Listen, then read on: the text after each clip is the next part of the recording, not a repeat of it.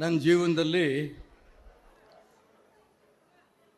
ಈ ರೀತಿ ಒಂದು ದಿನ ಬರುತ್ತೆ ಅಂತ ನಾನು ಅಂದ್ಕೊಂಡಿರಲಿಲ್ಲ.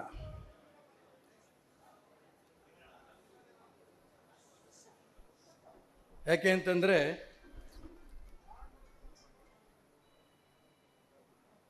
ನರೇಂದ್ರ ಮೋದಿಯವರು ಹೇಳ್ತಾ ಇರೋದು ಇವತ್ತಿಗೂ ನೆನಪಿದೆ.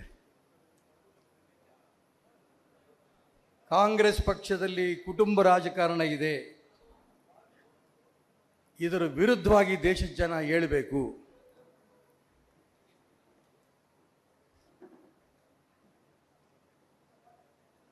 ನರೇಂದ್ರ ಮೋದಿಯವ್ರ ಮಾತು ಕೇಳಬೇಕು ಬೇಡ ನೀವು ತೀರ್ಮಾನ ಮಾಡಿ.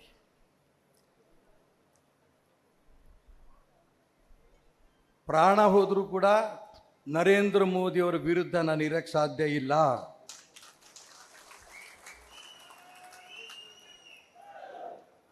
ಇಡೀ ವಿಶ್ವದಲ್ಲಿ ಭಾರತೀಯ ಸಂಸ್ಕೃತಿಯ ಮುಖಾಂತರ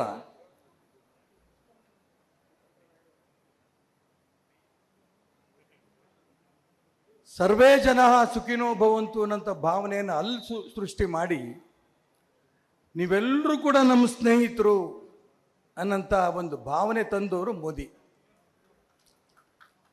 ಗಮನಿಸಿ, ನರೇಂದ್ರ ಮೋದಿ ಪ್ರಧಾನಮಂತ್ರಿ ಆಗೋದಕ್ಕಿಂತ ಮುಂಚೆ ಬಹಳ ವಿಚಿತ್ರ ಪರಿಸ್ಥಿತಿ ಈ ದೇಶದಲ್ಲಿ ಪ್ರಪಂಚದಲ್ಲಿ ಇತ್ತು. ಅವರು ಪ್ರಧಾನಮಂತ್ರಿ ಆದಂಥ ಮೊದಲು ಆರಂಭದಲ್ಲಿ ಇಡೀ ಪ್ರಪಂಚದ ಎಲ್ಲ ರಾಷ್ಟ್ರಗಳು, ಮುಸಲ್ಮಾನ್ ರಾಷ್ಟ್ರಗಳಿರ್ಬೋದು, ಕ್ರಿಶ್ಚಿಯನ್ ರಾಷ್ಟ್ರಗಳಿರ್ಬೋದು, ಎಲ್ಲ ರಾಷ್ಟ್ರಗಳು ಪಾಕಿಸ್ತಾನ ಜೊತೆಗಿದ್ರು. ಭಾರತ ಒಬ್ಬಂಟಿಗ. ನರೇಂದ್ರ ಮೋದಿ ಪ್ರಧಾನಮಂತ್ರಿ ಆದ ನಂತರ ನಮ್ಮ ದೇಶಕ್ಕೆ ಬರಬೇಡ, ನೀನು ವೀಸಾ ಕ್ಯಾನ್ಸಲ್ ಮಾಡ್ತೀವಿ ಅಂತ ವಿದೇಶದವ್ರು ಹೇಳ್ತಾ ಇದ್ರು. ಇವತ್ತೇನು ಪರಿಸ್ಥಿತಿ? ಎಲ್ಲ ದೇಶದವರು ಕೂಡ ನನ್ನ ದೇಶಕ್ಕೆ ಬನ್ನಿ, ನಮ್ಮ ದೇಶಕ್ಕೆ ಬನ್ನಿ ಅಂತ ಕರೀತಾರಂತ. ಎಲ್ಲ ರಾಷ್ಟ್ರಗಳ ಪ್ರೀತಿಯನ್ನು ಪಡೆದಂತ ಮುಸಲ್ಮಾನ್ ರಾಷ್ಟ್ರ ಇರ್ಬೋದು, ಕ್ರಿಶ್ಚಿಯನ್ ರಾಷ್ಟ್ರ ಇರ್ಬೋದು, ಎಲ್ಲ ರಾಷ್ಟ್ರಗಳ ಪ್ರೀತಿಯನ್ನು ಪಡೆದಂತ ಪ್ರಧಾನಮಂತ್ರಿ ನರೇಂದ್ರ ಮೋದಿಯವರು ಎಲ್ಲ ದಾಸಿಗಳು ಅವ್ರ ಜೊತೆಗಿದ್ರೆ ಇವತ್ತು ಪಾಕಿಸ್ತಾನ ಒಬ್ಬಂಟಿಗರಾಗಿದೆ. ಇದಕ್ಕೆ ಕೀರ್ತಿ ನರೇಂದ್ರ ಮೋದಿಯವರು ನಾವು ಕೊಡ್ತೇವೆ.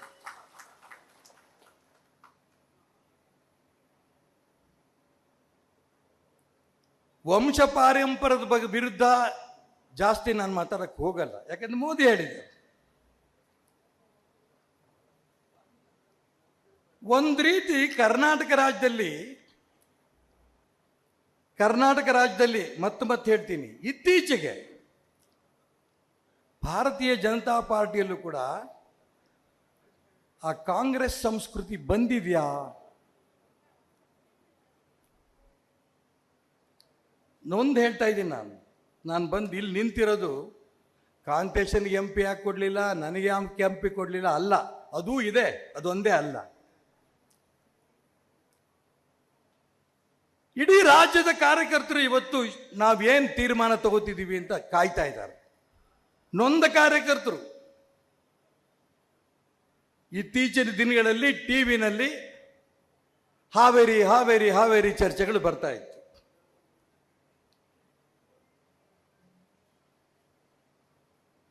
ಒಂದು ಹೇಳಿಕೆ ಬಂತು,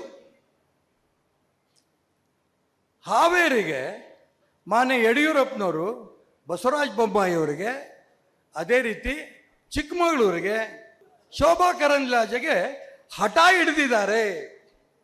ಇವೆಲ್ಲ ಟಿವಿಗೆಲ್ಲ ಓದಿದ್ದೀರಿ, ನೋಡಿದ್ದೀರಿ. ನಾನು ಕಾಂತೇಶ ಯಡಿಯೂರಪ್ಪನವ್ರ ಮನೆಗೆ ಹೋಗಿದ್ವಿ. ಯಡಿಯೂರಪ್ಪನವರೇ ಕೇಂದ್ರದವರು, ನಾನು ಚುನಾವಣೆ ನಿಲ್ಲಬೇಡ ಅಂತ ಹೇಳಿದಾಗ ನರೇಂದ್ರ ಮೋದಿಯವರು ಫೋನ್ ಮಾಡಿದ್ರು. ಅನೇಕ ಹಿರಿಯರು ನಮ್ಮ ಮನೆಗೆ ಬಂದು ಹೋದರು. ಅಲ್ಲಿ ಪ್ರಶ್ನೆಗಳು ಕೇಳಿದಂಥ ಸಂದರ್ಭದಲ್ಲಿ ಈಶ್ವರಪ್ಪನವ್ರಿಗೂ ಭವಿಷ್ಯ ಇದೆ, ಕಾಂತೇಶ್ಗೂ ಭವಿಷ್ಯ ಇದೆ, ಬೇರೆಯವ್ರ ಮಕ್ಕಳಿಗೆಲ್ಲ ಅವಕಾಶಗಳು ಕೊಟ್ಟಿದ್ದೀರಿ. ಯಡಿಯೂರಪ್ಪನವ್ರ ಮಗ ಒಬ್ಬ MP ಇದ್ದಾನೆ, ಇನ್ನೊಬ್ಬನ MLA ಟಿಕೆಟ್ ಕೊಡ್ತಾ ಇದ್ದೀರಿ. ಈಶ್ವರಪ್ಪನಿಗಿಂತ ಹಿರಿಯರಿಗೆ ಟಿಕೆಟ್ ಕೊಟ್ಟಿದ್ರಿ ವಯಸ್ಸಾಗಿರೋರಿಗೆ. ಈಶ್ವರಪ್ಪನಿಗೆ ಯಾಕೆ ಟಿಕೆಟ್ ಇಲ್ಲ, ಕಾಂತೇಶ್ ಯಾಕೆ ಟಿಕೆಟ್ ಇಲ್ಲ, ಇವೆಲ್ಲ ಪ್ರಶ್ನೆಗಳು ಕೇಳಿದಾಗ ಆ ಹಿರಿಯರುಗಳು ಹೇಳಿದ್ರು. ನಾನು ಹೆಸರು ಹೇಳೋಕ್ಕೆ ಇಷ್ಟಪಡಲ್ಲ. ಈಶ್ವರಪ್ಪನವ್ರಿಗೂ ಭವಿಷ್ಯ ಇದೆ, ಕಾಂತೇಶ್ಗೂ ಭವಿಷ್ಯ ಇದೆ. ನಮ್ಮ ಕಡೆಯಿಂದ ಆಗಿರೋಂಥ ಗೊಂದಲನ ನಾವು ತಿದ್ದುಕೊಳ್ತೀವಿ, ಅವಕಾಶ ಮಾಡ್ತೀವಿ.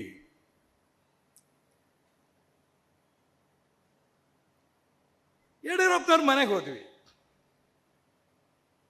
ಕಾಂತೇಶ ಕೇಳ್ದ ಯಡಿಯೂರಪ್ಪನವರಿಗೆ, ನೀವು ಹಿರಿಯರಿದ್ದೀರಿ, ಪಕ್ಷ ಕಟ್ಟಿದ್ದೀರಿ, ರಾಜ್ಯದ ನಾಯಕರಿದ್ದೀರಿ, ಕೇಂದ್ರ ನಾಯಕರಿದ್ದೀರಿ, ನೀವು ಒಪ್ಪಿಗೆ ಕೊಟ್ಟರೆ ಹಾವೇರಿನಲ್ಲಿ ಶಿವಕುಮಾರ್ ಉದಾಸೀನ್ ಇಲ್ಲಲ್ಲ ಅಂತ ಹೇಳಿದ್ದಾರೆ. ಹಾವೇರಿನಲ್ಲಿ ನಾನು ಕಾಲೇಜ್ ಮಾಡಿದ್ದೀನಿ, ಹಾಸ್ಟೆಲ್ ಇದೆ, ಮನೆ ಇದೆ, ಅನೇಕ ಸ್ನೇಹಿತರಿದ್ದಾರೆ, ಸಂಬಂಧ ಇದೆ, ಅಲ್ಲಿಯ ಎಲ್ಲ ಸಮಾಜದ ಮಠಾಧಿಕಾರಿಗಳಿದ್ದಾರೆ, ಅವ್ರು ನಾನು ಬಹಳ ಗೌರವದಿಂದ ನನಗೆ ಪ್ರೀತಿ ಮಾಡ್ತಾ ಇದ್ದಾರೆ, ನಾನು ಖಂಡಿತ ಗೆಲ್ತೀನಿ, ನೀವು ಅವಕಾಶ ಮಾಡಿಕೊಟ್ರೆ ನಿಲ್ತೀನಿ ಅಂದರು. ನಿಮ್ಮ ಒಪ್ಪಿಗೆ ಕೊಟ್ಟರೆ ಹೇಳಿದ್ದವನು. ದಯವಿಟ್ಟು ಇದನ್ನು ನಾನೇನು ಹೇಳ್ತಾ ಇದ್ದೀನಿ ಸೂಕ್ಷ್ಮವಾಗಿ ತಿಳ್ಕೊಳ್ಳಿ. ಯಡಿಯೂರಪ್ಪನವ್ರು ಹೇಳಿದ್ರು, ನಿನಗೆ ಹಾವೇರಿ ಟಿಕೆಟ್ ಕೊಡಿಸೋ ಜವಾಬ್ದಾರಿನೂ ನಂದೇ, ಹಾವೇರಿ ಜಿಲ್ಲೆನಲ್ಲಿ ಓಡಾಟ ಮಾಡಿ ಗೆಲ್ಸೋ ಜವಾಬ್ದಾರಿನೂ ನಂದೇ. ಸರಿ, ಓಡಾಡಕ್ಕೆ ಶುರು ಮಾಡ್ದ ಕಾಂತೇಶ. ಇವತ್ತು ಕಾಂತೇಶ ಹಾವೇರಿ ಜಿಲ್ಲೆಯಲ್ಲಿ ಲೋಕಸಭೆ ಚುನಾವಣೆ ನಿಂತಿದ್ರೆ 100ಕ್ಕೆ 100 ಗೆಲ್ತಿದ್ದ. ಆದರೆ ಟಿವಿನಲ್ಲಿ ಬಂತು, ಹಠ ಹಿಡಿದಿದ್ದಾರೆ ಹಾವೇರಿಗೆ ಬೊಮ್ಮೆಗೆ, ಚಿಕ್ಕಮಗಳೂರಿಗೆ ಹೆಸರೇ ಬರೋದು ಶೋಭಾ,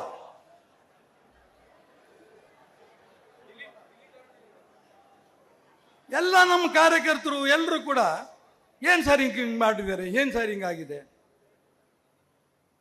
ಇಡೀ ಜಿಲ್ಲೆ ಅಲ್ಲ, ರಾಜ್ಯದಿಂದ ಅನೇಕ ಕಡೆಯಿಂದ ಫೋನ್ ಬರಕ್ಕೆ ಶುರುವಾಯಿತು. ಯಡಿಯೂರಪ್ಪನವ್ರು ಹಂಗೆ ಹೇಳಕ್ಕೆ ಸಾಧ್ಯ ಇಲ್ಲ. ಟಿವಿನಲ್ಲಿ ಬೇಕಾದಷ್ಟು ಬರ್ತಾ ಇರುತ್ತೆ, ತಲೆ ಕೆಡಿಸ್ಕೋಬೇಡಿ. ಅವರೇ ಹೇಳಿದ್ದಾರೆ ಟಿಕೆಟ್ಟು ಕೊಡಿಸ್ತೀನಿ, ಗೆಲ್ಸೋದು ಓಡಾಡಿಸ್ತೀನಿ ಅಂತ, ಅವ್ರ ಮಾತು ನಂಬಬೇಕಾಗತ್ತೆ. ಸಮಾಧಾನ ಮಾಡಿದೆ. ಆದರೆ ಇಲ್ಲಿ ಬಂದಾಗ ಅನೇಕ ನಮ್ಮ ಹಿರಿಯರು, ಎಲ್ಲ ಸಮಾಜದ ಪ್ರಮುಖರು, ಎ ಜೆ ರಾಮಚಂದ್ರ, ನಟರಾಜ ಎಲ್ಲರೂ ಕೂಡ ಅವ್ರ ಮನೆಗೆ ಹೋಗ್ಬಿಟ್ಟು ಬಂದಿದ್ದಾರೆ. ಇನ್ನೆಲ್ಲ ಸಮಾಜದ ಪ್ರಮುಖರು, ತಮಿಳು ಪ್ರಮುಖರು ಇದ್ದಾರೆ, ಬ್ರಾಹ್ಮಣ ಸಮಾಜದವ್ರು ಇದ್ದಾರೆ, ಎಲ್ಲರೂ, ನಾನು ವಿವರಕ್ಕೆ ಹೋಗಲ್ಲ. ಅವರೆಲ್ಲರಿಗೂ ಯಡಿಯೂರಪ್ಪನವ್ರು ಹೇಳಿದ್ದು ಒಂದೇ ಮಾತು, ನಾನು ಇನ್ನೂ ಪ್ರಯತ್ನ ಮಾಡ್ತಾ ಇದ್ದೀನಿ, ಸಾಧ್ಯವಾದರೆ ಈಶ್ವರಪ್ಪನ್ನು ಡೆಲ್ಲಿಗೆ ನಾನು ಕರ್ಕೊಂಡು ಹೋಗ್ತೀನಿ, ಅಮಿತ್ ಶಾ ಭೇಟಿ ಮಾಡಿಸ್ತೀನಿ.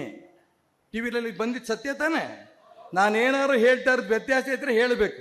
ನಾನು ರಾಜಕೀಯ ಮಾಡೋದಕ್ಕೋಸ್ಕರ ವೈಯಕ್ತಿಕ ಸ್ವಾರ್ಥ ರಾಜಕಾರಣಕ್ಕೆ ನಿಮ್ಮನ್ನೆಲ್ಲ ಕರೆದಿಲ್ಲ. ನಾನೇನೇ ತಗೊಂಡ್ರು ಕೂಡ ಒಳ್ಳೇದು ಅಂತ ಕೆಲವರು ಹೇಳಿದಿರಿ, ಮೋದಿ ಬಗ್ಗೆನೂ ಯೋಚನೆ ಮಾಡಿ ಅಂತಲೂ ಕೆಲವರು ಹೇಳಿದಿರಿ. ನೀವು ನಾನು ಕೂತು ಚರ್ಚೆ ಮಾಡ್ತೀರಂತ ಸಭೆ ಇದೆ. ನಾನು ಎಲ್ಲ ಟಿವಿ ಮಾತುಪೇರು ಕೇಳಿದ್ರು, ಇನ್ನೇನು ಯಡಿಯೂರಪ್ಪನವ್ರು ಹೇಳಿರಲ್ಲ, ಡೆಲ್ಲಿಗೆ ಹೋಗ್ಬಿಟ್ಟು ಬಂದ್ಬಿಡಿ ಯಡಿಯೂರಪ್ಪನವ್ರ ಜೊತೆಗೆ. ಯಾರು ನನಗೆ ಪ್ರಶ್ನೆಗೆ ಕೇಳಿ ಯಡಿಯೂರಪ್ಪನವ್ರ ಜೊತೆಗೆ ಹೋಗ್ಬಿಟ್ಟು ಬರ್ರಿ ಅಂತ ಹೇಳಿದ್ರು, ಅಷ್ಟರೊಳಗೆ ಆಗಲೇ ಸುದ್ದಿ ಶುರುವಾಗಿತ್ತು. ಚಿಕ್ಕಮಗಳೂರು ಯಡಿಯೂರಪ್ಪನವ್ರು ಹೋದಾಗ, ಶೋಭಾ ನಿಂತ್ಕೋತೀರ, ನೀವರೆಲ್ಲ ಗೆಲ್ಲಿಸ್ಬೇಕು. ಕೇಂದ್ರದಲ್ಲಿ ಚರ್ಚೆ ಆಗಿದೆಯೋ ಬಿಟ್ಟಿಯೋ ನನಗೆ ಗೊತ್ತಿಲ್ಲ, ಇಲ್ಲಿ ಹೆಂಗೆ ಹೇಳಿದ್ರು ನನಗೆ ಗೊತ್ತಿಲ್ಲ. ಇಷ್ಟು ವಿಶ್ವಾಸ ಪ್ರೀತಿಯಿಂದ ಶೋಭನ ಬಗ್ಗೆ ಅಲ್ಲಿ ನಿಲ್ಲಿಸಿ, ಗೆಲ್ಲಿಸ್ತೀನಿ, ನೀವು ನಿಲ್ಲಿಸಿ ನಾನು ಗೆಲ್ಲಿಸ್ತೀನಿ ಅಂತ ಹೇಳಿದವರು, ನೀವು ಮಾತು ಕೊಟ್ಟಂತ ಕಾಂತೇಶರಿಗೆ ಯಾಕೆ ಮೋಸ ಮಾಡ್ತಿದ್ದೀರಿ? ನಾನು ಯಾಕೆ ಬಿಚ್ಚಿ ಮಾತಾಡ್ತೀನಿ ಇದ್ರೆ, ನನ್ನ ಹಿತೈಷಿಗಳು ತಿರುಗಿ ಬಂದಿದ್ದೀರಿ. ನಿಮ್ಮ ಮುಂದೆ ಹೇಳ್ತಾ ಇರೋಂಥ ಒಂದೇ ಒಂದು ಅಂಶ ಸುಳ್ಳಾಗಿದ್ರೆ ನನ್ನ ಮಗ ಭಗವಂತನ ಮೇಲೆ ಹೇಳಕ್ಕೆ ಹಾಳಾಗೋಗ್ಲಿ ಅವನು. ನಾ ಸುಳ್ಳು ಹೇಳಲ್ಲ.